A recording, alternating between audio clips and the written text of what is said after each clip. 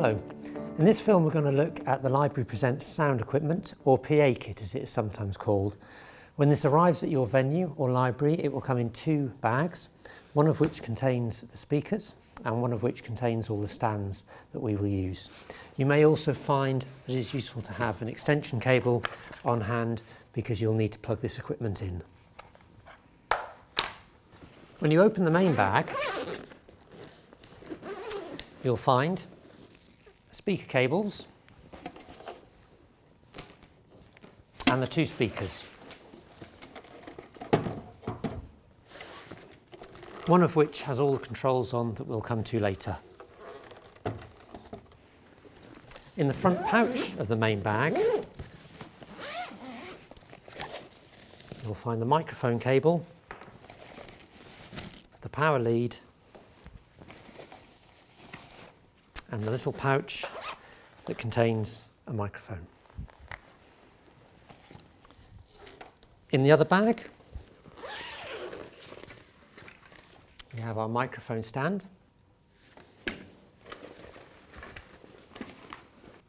and we have two stands for the speakers.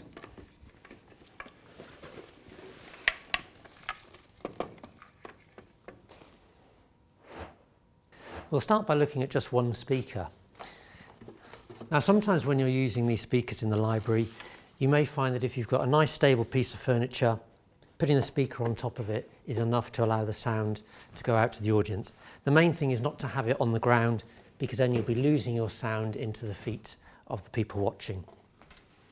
However, it's always much better and looks much more professional if you can use a speaker stand. When you have any tripod stand, you've got an option of how far out you put the feet. Obviously, the wider the feet, the more stable, but if you go too far, you can be presenting a trip hazard and taking up a lot of valuable space within the library. If you have it too narrow, then it's not going to be stable and it's going to be very easy for it to be knocked over. So we find a nice distance in between and then we tighten it up. You'll find that a lot of stands also have a pin which you can put through the top, so it's doubly secure. Not only can it be tightened, but if it were to slip down, the pin will stop it from going right through and the speaker falling off.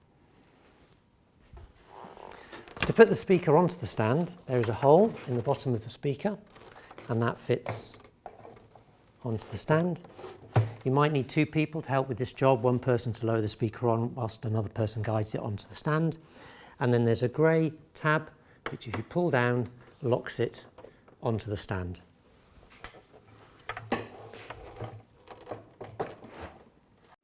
We're now going to look at all the different leads that we need to put the sound equipment together and how they fit in to the PA system. First thing I'm going to do is turn this around so you can see the control desk, which is actually built into the back of the speaker, and it can stay there whilst it's being used. But if you find it easier, you can pull this grey tab at the top, and this comes out as a nice self-contained sound desk unit. The first lead I've got is my extension lead. When using an extension lead, always remember to unroll it to its full extent so that the cable inside doesn't become hot and cause a hazard. This lead is the power lead for the sound system. It's got what we call a kettle lead attachment on the end, and there's only one place where that can fit into this desk, which is in the bottom.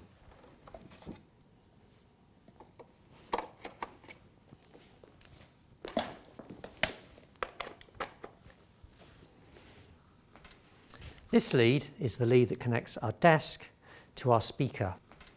Now, if we look at the back of the speaker, we can see that there is one hole in the bottom, and that's where the lead goes. And then this lead goes into one of our two outputs, and at this stage it doesn't matter which one we put that into. So we now have our speaker connected to our desk, and we do not need to attach any other power cables to this speaker because it will take its power from the main desk. The final lead that we have is our microphone lead.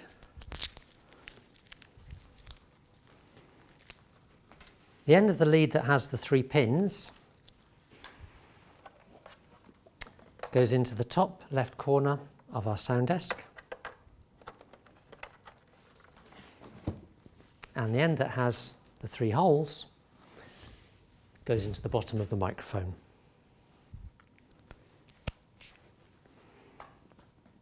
And these are all the cables that we need to set up a simple 1-speaker PA sound system. I'm now going to set up my microphone stand.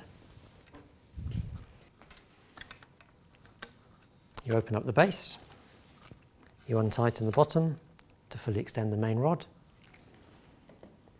You can then untighten this rod to give you more height. And then there's also a second screw here which allows you to extend it even further and to give you options over your positioning. If you're working with an artist, don't be afraid to take a moment to talk to them about how high they would like their microphone to be and what position they'd like it to be in, because it can always be a bit embarrassing at the beginning of a show if the first thing they need to do is play with their microphone stand to get it to a position that works for them. Also be aware that if you set this up and someone is using the microphone to introduce the show, that they don't change it all before the performer comes on. Otherwise you'll have the same problem where they need to spend the first few moments adjusting the equipment.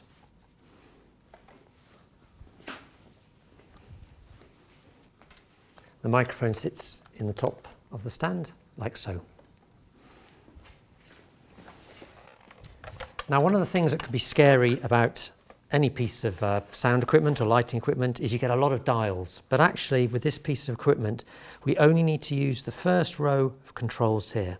All these other rows are for other instruments that are going into the mixing desk. So if we would have a second microphone, or maybe a CD player, or maybe a keyboard, they would all feed into separate channels. But we tend to find with the Library Presents that we only really use one microphone at a time. So as long as you've put it into the top left, we only need to worry about the first set of controls. The main power switch is in the bottom right. And when we switch it on, a little light comes on to show that the power is operating.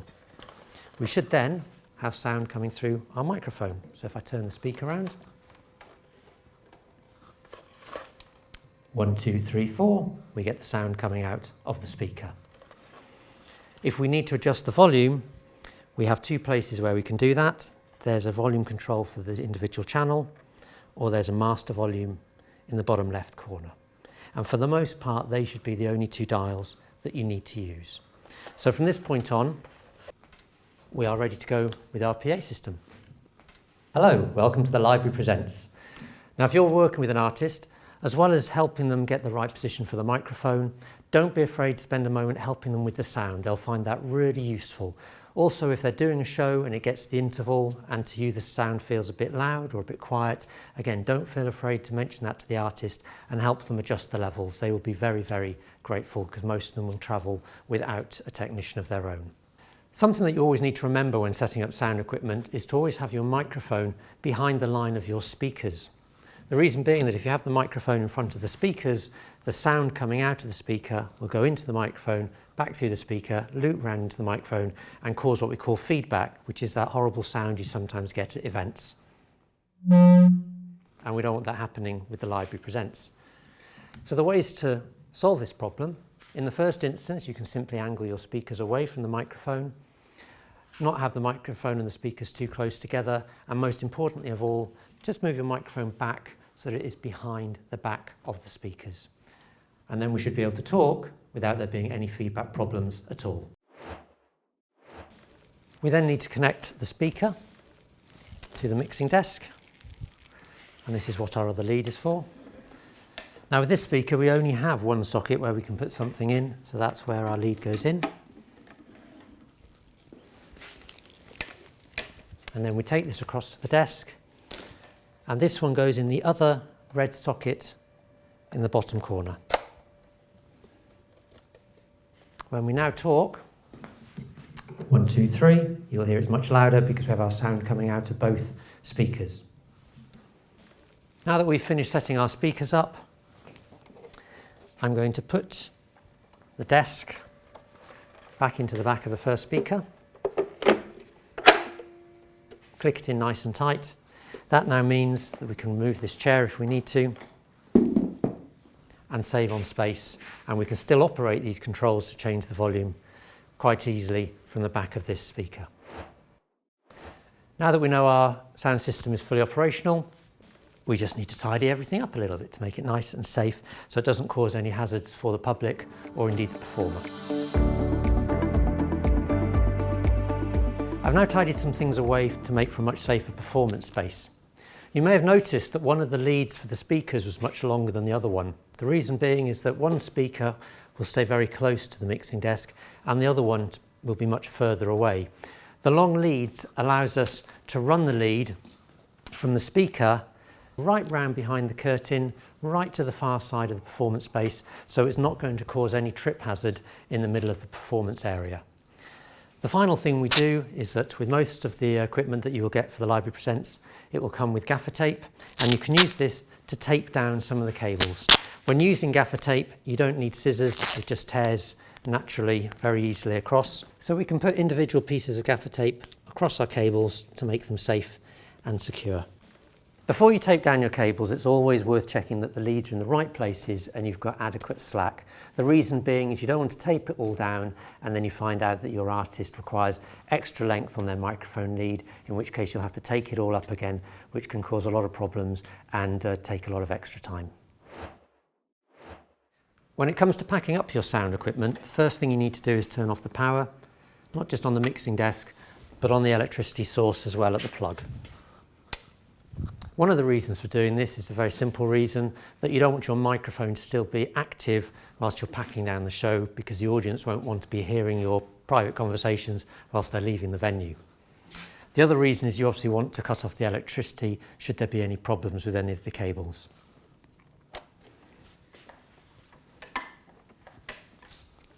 When packing up a cable, it's always good to remember that you don't want to wrap it too tight. Some people, when they wrap up cables, are trying to save as much space as possible, so they wrap it very tight like a ball of string, or they wrap it around their elbow and they put it nice and taut. The only problem with that is you're putting a lot of stress onto the wires inside the cable and you're actually going to do the cable damage. The cables also remember where they've been wound, and if you have a lot of turns, you'll end up with a lot of jinks in your cable when you next come to put it out. So what we tend to do with our cabling is we tend to loop it, adopting from more of a lasso fashion.